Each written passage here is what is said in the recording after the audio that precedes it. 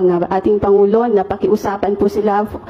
Kayo po, wala po ba kayong plano bilang Pangulo ng ating bansa para pakiusapan sila na huwag nang ituloy yung impeachment dahil baka makaabala nga naman po sa trabaho ng ating gobyerno at syempre sa buhay at pamumuhay ng ating mga kababayan? The Senate has no choice. The House has no choice. They have to do this now. Once the impeachment complaint was filed, tumakbo na ang proseso. Sir, may nagsampa na po ng impeachment complaint against Vice President Leni Robredo. I won't allow. Do you think, sir, may basehan po para ma-impeach nga po siya? What are your thoughts po? Look, you know, we just had an election. Guys, lay off. Let's stop it. Can do other things, but do not tinker with the structure of government. I will not countenance it.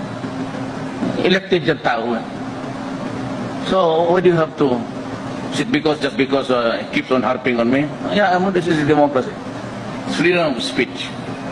Wala naman, there are no overt acts. Kakatapos lang ng eleksyon, huwag mo sira yung bayan.